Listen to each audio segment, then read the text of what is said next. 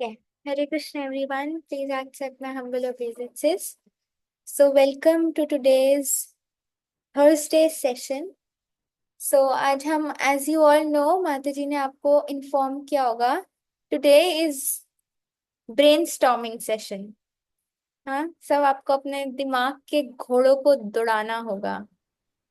जो दिमाग के घोड़े जो दिमाग के घोड़े सो गए हैं उनको जगाना होगा. तो उसके लिए I request everyone to turn on their videos.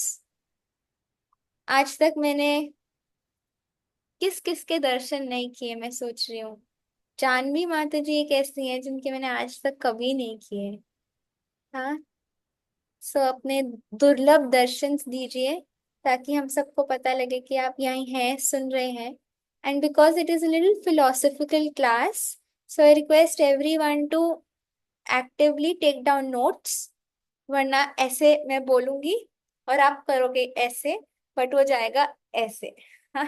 तो ताकि वो इधर जाए अंदर, तो उसके लिए आपको नोट्स लिखने पड़ेंगे, है ना. So please take down notes ताकि आपको पता हो कि यस, जो बोला जा रहा है वो मुझे समझ में भी आ रहा है और फिर आपको वो याद भी रहेगा. तो आई रिक्वेस्ट कि आप सब क्लास सुन रहे हैं तो केवल क्लास सुनिएगा. 10 काम और क्लास सुनते सुनते मत करना. बिकॉज जब हम कहते हैं श्रवण, and I have told you many times कि भक्ति का अर्थ क्या होता है. श्रवण भक्ति. भक्ति शुरू होती है श्रवण से और उसको ही हम सबसे चीपली लेते हैं.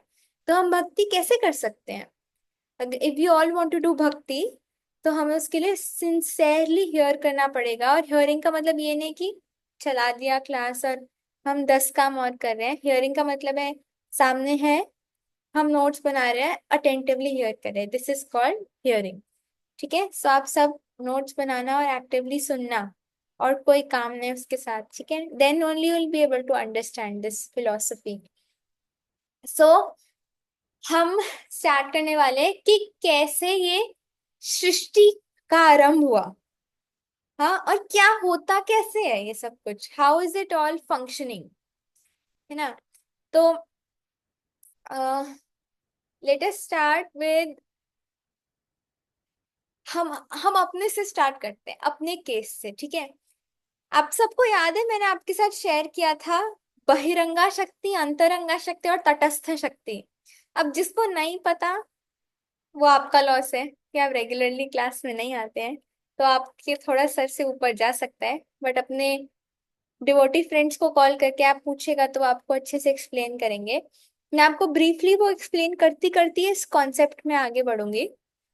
तो हम सबको पता है, ध्यान से सुनना, जहां पे भी समझ में नहीं आएगा what you have to do, जहां पे भी समझ नहीं आएगा you have to raise your hand. Yes. So हम हैं, हम जो सब कंडीशन सोल्स हैं. ठीक है. हम हैं नित्यबद्ध. पहले तो आपको समझना होगा नित्य का मतलब क्या होता है. नित्य का मतलब होता है एटर्नल. एटर्नल का मतलब क्या होता है? जिसका कोई शुरुआत नहीं है. हाँ. और जिसका कोई अंत भी नहीं है, उसका मतलब होता है नित्य. तो हम सब एटर्नल है ना. Although matter is not eternal. जो ये मैटर है, जड़ जड़ जगत जो है, टेम्पररी मटेरियल थिंग्स जो है, दिस इज नॉट परमानेंट. आता है जाता है, आता है जाता है. हमारी खुशी, हमारा दुख, हमारा यश, हमारा अपयश, ये बॉडी, ये संसार आता है जाता है. कुछ भी टिकाऊ नहीं है. बट इस पूरे जगत में, जड़ जगत में, मटेरियल वर्ल्ड में एक ही चीज जो टिकाऊ है, वो है हम, आत्मा के रूप में. शरीर के रूप में नहीं, आत्मा के रूप में. We are eternal. ठीक है. Eternal spirit souls. I request everyone की, हो सकता है ये थोड़ा फिलोसफिकल आपको लगे, बोले कि माता जी क्या आज लेके बैठ गई हैं. But it is very important. मैंने आपको लास्ट क्लास में भी बताया था कि सिद्धांत को सुनने में हमें कभी भी आलस नहीं करना चाहिए, वरना हम भक्ति में पके हुए आम की तरह नहीं हो पाएंगे. तो अगर हमें पके हुए आम की तरह बनना है कि कोई हिला के भी हमें नहीं हिला सकता, तो हमें ध्यान से सुनना पड़ेगा. प्रभुपाद जी इतनी सब बुक्स डे एंड नाइट, इतने ना खून पसीना बहा के किसके लिए लिखी है वो? सिर्फ धूल उसके ऊपर बैठने के लिए थोड़ा ना लिखी है. ताकि हम उसको खोले, उसको पढ़े, उसको समझे, तत्व को समझे, है ना. तभी तो लिखी है.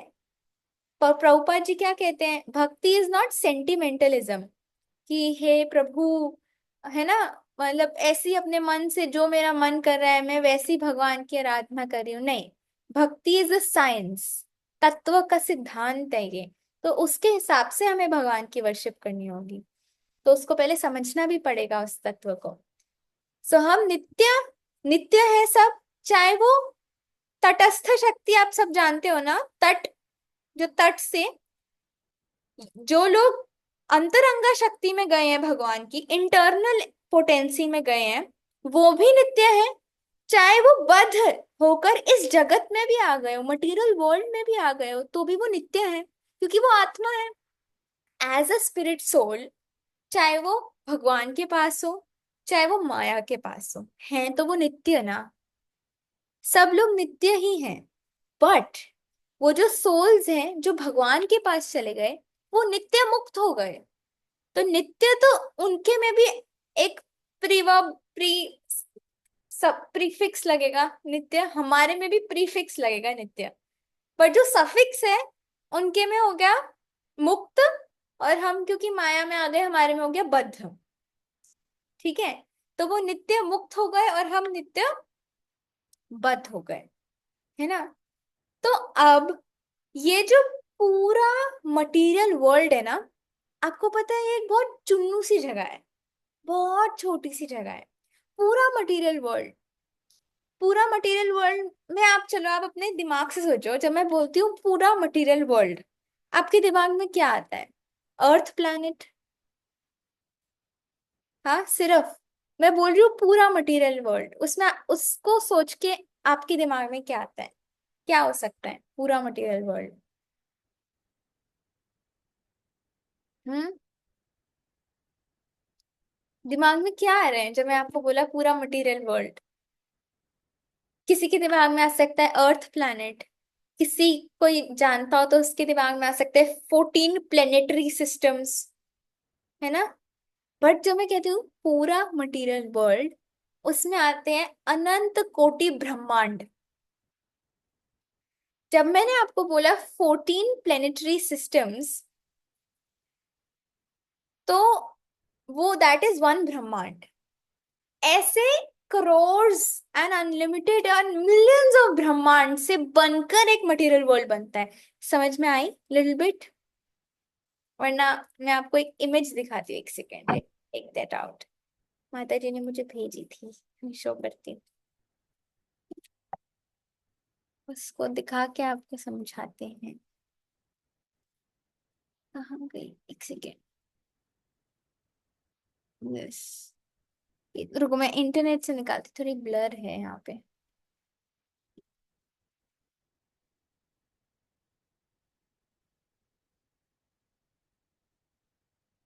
ओके, चलो ये वाला दिखाती हूँ।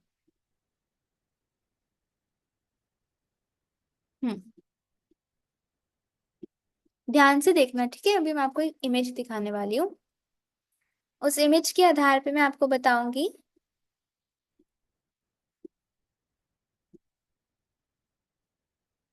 थोड़ा ब्लर है, मैनेज करना। ये एक मटेरियल वर्ल्ड है, ध्यान से सुनना। ये एक मटेरियल, एक सॉरी एक ब्रह्मांड है, ठीक है, एक ब्रह्मांड है। इसके अंदर 14 लोक होते हैं, 14 प्लैनेट्स, 14 प्लैनेटरी सिस्टम्स होते हैं इसके अंदर, ठीक है। सबसे हाईएस्ट प्लैनेट जो होता है ना, वो होता है सत्यलोक। यहाँ देख रहे हैं आप मेरा कर्सर?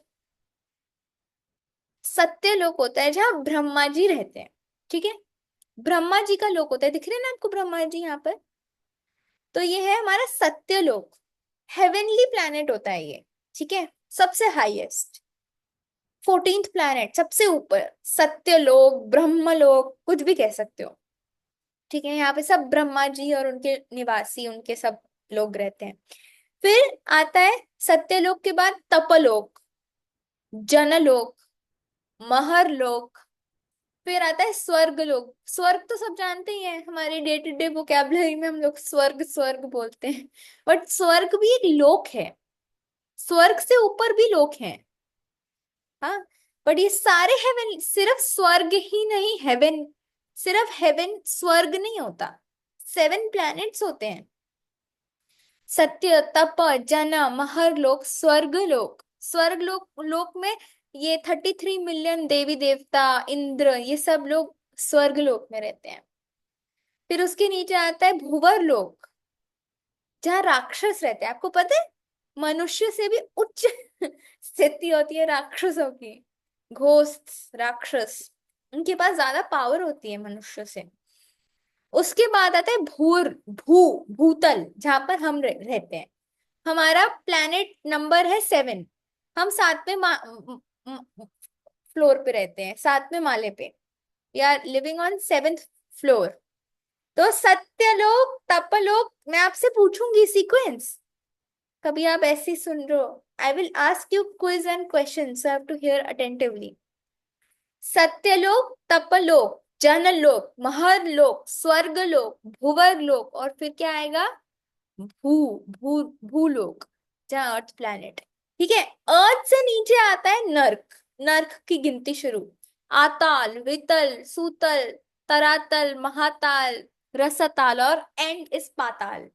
पाताल भी हम डे टू डे लैंग्वेज में पाताल यूज करते हैं, बट पाताल सबसे नीचे वाला, जो नर्क का एकदम नीचे वाला, हेलिश, सबसे हेलिश होता है ना, वो होता है। अताल, वितल, सुतल, तला तलातल, महाताल, रसताल एंड पाताल, ये सारे नर्क के हैं। 1 2 3 4 5 6 7 नीचे, और 1 2 3 4 5 6 हमारे ऊपर है, 7 हमारे नीचे है। हम 7वें माले पे हैं। ठीक है। ये एक ब्रह्मांड है। ठीक है। अब एक ब्रह्मांड का मतलब क्या होता है, देखिए मैं आपको समझाती हूँ। कृष्णा है ना, अपने गोलोक धाम में आत्मरा, कृष्णा इज सेल्फ सेटिस्फाइड, उनको कुछ नहीं चाहिए। हमें तो अपनी खुशी के लिए चीजें चाहिए, लोग चाहिए, ये चाहिए, वो चाहिए, फिर भी खुश नहीं हो पाते। बट कृष्ण को कुछ नहीं चाहिए। वो क्या है, आत्माराम, अपनी आत्मा में रमण करते हैं। मतलब कृष्णा का शरीर और आत्मा में कोई भिन्नता नहीं है। कृष्णा अपने आप में ही रमण करते हैं, ही इज आत्माराम, स्वराट। ठीक है। लेकिन फॉर विराइटी, मतलब हमें भी जब कुछ भी वैरायटी चाहिए होती है तो हम क्या करते हैं, हमें रेसिप्रोकेशनल लव चाहिए होता है ना। मैं उनको कुछ दूं, वो मुझे कुछ दे। This is reciprocation. और इसके बिना वैरायटी नहीं आ सकती, है ना। वैरायटी समझते, वैरायटी। मेरे मामा मम्मा के साथ अलग रिलेशन होता है, पापा के साथ अलग रिलेशन होता है, फ्रेंड के साथ अलग रिलेशन होता है, हस्बैंड के साथ अलग रिलेशन होता है, भाई के साथ अलग रिलेशनशिप होता है। तो इन रिलेशनशिप्स का आस्वादन करने के लिए, डिफरेंट मेलोज का आस्वादन करने के लिए, साख्य भाव इन फ्रेंडशिप, वात्सल्य भाव इन पेरेंट पेरेंट का लव में, माधुर्य भाव कॉन्जुगल लव में, इन सब डिफरेंट डिफरेंट मेलोज का आस्वादन करने के लिए भगवान अपनी अंतरंगा शक्ति के रूप में अपना विस्तार करते हैं। अंतरंगा शक्ति क्या होता है, जो कभी बंद हो ही नहीं सकती, जो कभी भी मटेरियल नेचर से, माया से गिरफ्तार हो ही नहीं सकती। ठीक है। एक होती है उनकी इंटरनल पोटेंसी, अंतरंगा शक्ति। ठीक है। और एक होती है उनकी तटस्थ शक्ति। ये तो हमने सब डिस्कस किया था, याद है ना आपको। तट पे जो होते हैं उनके पास ऑप्शन होता है, यहाँ जाना है यहाँ जाओ, यहाँ जाना है यहाँ जाओ, ऑप्शन होता है उनके पास। ठीक है। तो जो कृष्ण के पास चले जाते हैं वो तो नित्य मुक्त हो जाते हैं, बट जो इस मटेरियल वर्ल्ड में आ जाते हैं वो क्या हो जाते हैं, कोई बताएगा। जो इस मटेरियल वर्ल्ड में आते हैं उनको डैश बोलते हैं हम, वो डैश हो जाते हैं। नित्य। यस, नित्य बद्ध हो जाते हैं। और हम लेकिन नित्य बद्ध हैं, लेकिन हमारे पास चांस है कि हम लोग, आप चैट बॉक्स भी यूज कर सकते हैं, कि कोई अनम्यूट करके बोलता नहीं है, आप बहुत शाय हैं, तो आप चैट बॉक्स यूज कर सकते हैं ऑलवेज। चैट बॉक्स में फटाफट आंसर दे दो। ठीक है। तो हम ऑल्दो नित्यबद्ध हैं, बट हम लोग मुक्त हो सकते हैं। और ये चलो मैंने आपको लास्ट क्लास में बताया था, देखते हैं आपको कितना याद है। हम हम जब नित्यबद्ध अवस्था से, मटेरियल वर्ल्ड से, if we go back home, back to godhead, then what will we be called? नित्य मुक्त और नित्यबद्ध और समथिंग एल्स। लेट्स टेस्ट कितना याद रहता है आपको। क्या हम नित्यबद्ध से नित्य मुक्त हो जाएंगे, या नित्यबद्ध ही रहेंगे, या कुछ और कहलाए जाएंगे? हमारे आगे स्टैंप लग जाता है शायद। यस आंटी जी, हम क्या कहलाएंगे? नित्यबद्ध मुक्त। बद्ध का स्टैंप जाएगा नहीं, ये गिरफ्तार होके आया है, जेल से ही आया है ये। तो बद्ध का स्टैंप जाएगा नहीं, बट हम क्या कहलाएंगे? फिर भी मुक्त तो हो गया ना, वापस इस जगत में नहीं आएगा। तो नित्य बद्ध मुक्त ये कहलाएंगे, ठीक है। तो कृष्णा की एक तो अंतरंगा शक्ति है, एक तटस्थ शक्ति, और एक होती है बहिरंगा शक्ति, जो होता है ये जड़ जगत, दिस मटेरियल वर्ल्ड। अब कृष्णा ना अपने आप को फर्स्टली किस में एक्सपैंड करते हैं? डिफरेंट मेलोस को एंजॉय करने के लिए वो अपने आप को फर्स्ट एक्सपैंड करते हैं एज बलराम, ठीक है। याद रखना, Krishna first expands himself as Balram. मैं इसका एक डायग्राम आपको दिखा रही हूँ, उसके बाद में आपको इमेज से ही दिखाऊंगी। अभी मैं थोड़ा सा आपको स्क्रिबलिंग कर रही हूँ, उसके बाद में आपको उससे समझाऊंगी, ठीक है। Sure.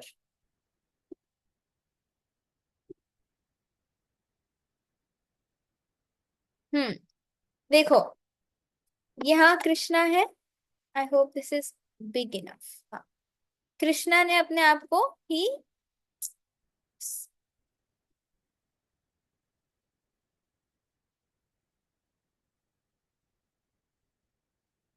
Basically Krishna expands himself as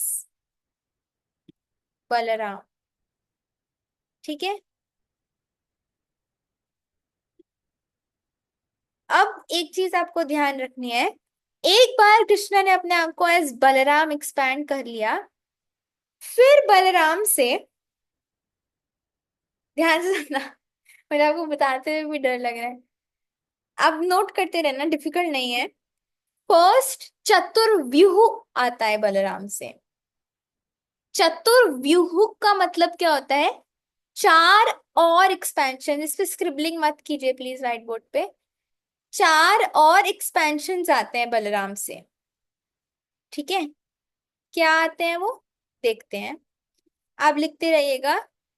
Sankarshan, जो शेषनाग होता है ना, शेषनाग आपने देखा होगा ना, उसको, उनको संकर्षण भी बोलते हैं। वो ये संकर्षण है। संकर्षण, प्रद्युम्न, प्रद्युम्न,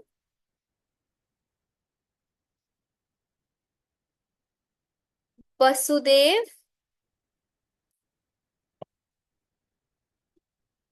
ठीक है, तीन हो गए। एंड चौथे इज अनिरुद्ध, ठीक है। तो चार एक्सपेंशन आते हैं किससे? याद है, बलराम जी से, ठीक है। ये बलराम जी से निकलते हैं। संकर्षण, प्रद्युम्न, देन वसुदेव एंड अनिरुद्ध, ठीक है। इसको क्या बोलते हैं? फर्स्ट चतुर्व्यूह, फर्स्ट चतुर्व्यूह। फिर फर्स्ट चतुर्व्यूह के बाद ये जो है ना, ये ये संकर्षण जी, इन संकर्षण जी से एक और चतुर्व्यूह निकलता है, सेम सेट का। संकर्षण से दोबारा एक निकलेगा, संकर्षण, प्रद्युम्न, वसुदेव और अनिरुद्ध, दोबारा इन्हीं संकर्षण से निकलेगा। समझ रहे हो? इन्हीं संकर्षण से एक और संकर्षण, एक और प्रद्युम्न, एक और वसुदेव और एक और अनिरुद्ध, इन्हीं से चारों, इन्हीं से चारों निकलेंगे, इन्हीं से। ये 4 निकलेंगे इन्हीं से। ठीक है, मैं लेबल नहीं कर रही, ये 4 सेम। संकर्षण, प्रद्युम्न, वसुदेव, अनिरुद्ध सेम। एक फर्स्ट चतुर्व्यूह के संकर्षण से दोबारा निकलेगा। संकर्षण, संकर्षण, वसुदेव, अनिरुद्ध और प्रद्युम्न। इतना समझ में आया? और उसको बोलेंगे सेकंड चतुर्व्यूह। मैं कर ही देती हूँ। संकर्षण, प्रद्युम्न, वसुदेव, दोबारा निकलेंगे, फिर निकलेंगे अनिरुद्ध। ठीक है, समझ में लग गया सबको इतना? ये तो है हमारे गोविंद आदि पुरुष कृष्णा। ठीक है, गोविंद सबसे ऊपर। सबसे पहले इनसे निकले थे बलराम। बलराम से फिर आए संकर्षण, प्रद्युम्न, वसुदेव और अनिरुद्ध। फिर इन संकर्षण से दोबारा आए संकर्षण, प्रद्युम्न, वसुदेव और अनिरुद्ध। ठीक है, तो ये फर्स्ट सेट था, ये सेकंड सेट था। जो फर्स्ट सेट ऑफ चतुर्व्यूह होता है ना, वो वैकुंठ की मैनेजमेंट के लिए होता है। क्योंकि भगवान को डिफरेंट डिफरेंट रसस चाहिए, डिफरेंट डिफरेंट मेलोज चाहिए एंजॉयमेंट के लिए। कहाँ पे एंजॉय करेंगे? भक्त तो आ गए, राधा रानी आ गए, यशोदा मैया आ गए, बलराम आ गए, सब सखा आ गए, एंजॉय करेंगे कहाँ पर? उनका निज धाम भी तो होना चाहिए ना, गोलोक वैकुंठ। तो उसकी मैनेजमेंट करने के लिए कि तुम लोग भाई मैनेजमेंट करो, हम लोग अपने डिफरेंट मेलोज में हम लोग इंजॉय करेंगे और तुम लोग मैनेज करो। तो भगवान अपनी ही शक्ति का विस्तार करते हैं मैनेजमेंट के लिए, और वो होते हैं फर्स्ट सेट ऑफ चतुर्व्यूह। ठीक है, वो होता है फर्स्ट ये सेट ऑफ चतुर्व्यूह। फिर भगवान को पता है कि मेरे कुछ जीवात्मा हैं जो मटेरियल वर्ल्ड में सड़ेंगे, उनकी देखभाल करने के लिए सेकंड सेट ऑफ चतुर्व्यूह आता है इन संकर्षण से।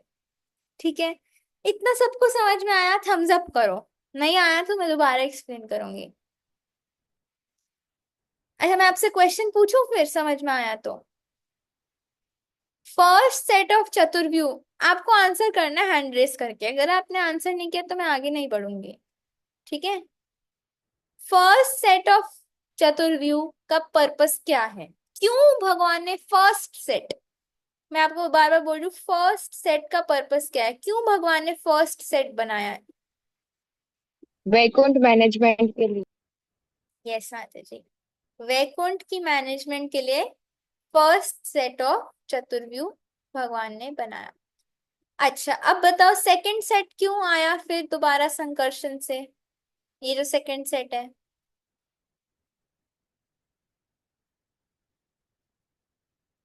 हम्म, क्या जरूरत थी? यस, किन्हीं माता जी ने लिखा है चैट बॉक्स पे, नम्रता माता जी ने। नम्र, यस, मटेरियल वर्ल्ड की मैनेजमेंट के लिए फर्स्ट। अच्छा, ऐसे याद करो, फर्स्ट है स्पिरिचुअल वर्ल्ड की मैनेजमेंट के लिए, नम्रता माता जी ने हमें अच्छा टर्म दिया। फर्स्ट इज स्पिरिचुअल वर्ल्ड की मैनेजमेंट के लिए and second is material world की मैनेजमेंट के लिए। ठीक है, first spiritual world management, second material world management. अब देखो मैं थोड़ा इरेज कर रही हूँ क्योंकि मेरे को, रुको मैं इरेज नहीं करती, ऐसे चलते हैं, मिनिमाइज करते हैं। अरे किसी ने इतनी स्क्रिबलिंग कर दी है। देखिए, आपको दिख रहा है ना क्लियरली? मैं थोड़ा जूम इन जूम आउट करती हुई चलती हूँ। ये जो सेकेंड सेट का संकर्षण है ना, अब इनसे निकलेंगे, क्योंकि अब मटेरियल वर्ल्ड की मैनेजमेंट करनी है तो अब क्या होगा? अब इनसे निकलेंगे एक विष्णु, उनको बोलेंगे महाविष्णु। क्या नाम होगा उन विष्णु का? महाविष्णु। महाविष्णु होंगे जो, और इन महाविष्णु को एक और नाम से पुकारते हैं। किसी को वो नाम पता है तो बताओ, महाविष्णु का एक और नाम। जैसे आपकी मम्मा आपको निकनेम से बुलाती होंगी ना, तो समझो महाविष्णु इनका निकनेम है। इनका फुल नेम कोई बताना चाहेगा महाविष्णु जी का? किसी को मालूम है एक और नेम? तो भाई मालूम करना चाहते हैं? महाविष्णु का एक और नेम होता है कारण दक्षाई विष्णु। ठीक है, क्या नाम होता है? बताओ गीता माता जी, आप बताओ एक और नाम रिपीट करो। कारण दखाए विष्णु। यस, कारणो दक्षाई। कारणो दक्षाई विष्णु। ठीक है, कारण दक्षाई विष्णु। देखो, समझ में लगा? अब कारण दक्षाई विष्णु ना, एक बहुत बड़ा सा ना सागर होता है, कारण सागर। कारण सागर में सो रहे होते हैं ऐसे करके, ये तो सबको पता है ना, विष्णु पोज। ऐसे करके कारण सागर में सो रहे होते हैं महाविष्णु, बहुत बड़े महाविष्णु। ठीक है, अब ना सोचो, ये सारा ना एक मटेरियल वर्ल्ड है, पूरा का पूरा सृष्टि जो है ना, वो सारा का सारा क्या है? स्पिरिचुअल वर्ल्ड है। सॉरी, मटेरियल वर्ल्ड बोल रही हूँ। स्पिरिचुअल वर्ल्ड है, सब कुछ स्पिरिचुअल वर्ल्ड है। इवन जहाँ पे ये मटेरियल सब कुछ हम जो रहते हैं ना, वो सब एक स्पिरिचुअल जगत है, सारा का सारा एक्चुअली, क्योंकि सब कुछ कृष्ण का ही है ना। तो सारा का सारा एक स्पिरिचुअल जगत है, सब कुछ कृष्ण का है। बट उस स्पिरिचुअल जगत, जैसे अपने पूरे घर के कोने में डस्टबिन होता है ना, जहाँ पे कूड़ा फेंकते हो, है ना? डस्टबिन होता है ना जहाँ पे कूड़ा हम रखते हैं सारा। सिमिलरली उतनी ही जगह में, जितनी जगह में पूरे घर में डस्टबिन होता है, ऐसे ही उतनी जगह में पूरे स्पिरिचुअल वर्ल्ड में ना एक छोटी सी जगह होती है, जिसको बोलते हैं, ध्यान से सुनते रहना, महत तत्व। क्या बोलते हैं? बताओ, बताना चाहेगा कोई? अच्छा, ये लिंक खत्म होने वाला है, तो आप ज्वाइन कीजिएगा, हाँ, इसी लिंक पर दोबारा। जैसे ये पूरा स्पिरिचुअल वर्ल्ड है, आपको ये स्क्वायर दिख रहा है जो मैंने अभी बनाया है, विजिबल है? तो इस, ये हमारा है महत तत्व। महत तत्व बेसिकली क्या होता है, इसके अंदर ना सारी वो चीजें होती है जिससे मटेरियल क्रिएशन होगी। जैसे earth, fire, water, air, ether, mind, intelligence, false ego, ये सारी चीजें इस महत तत्व के अंदर होती हैं।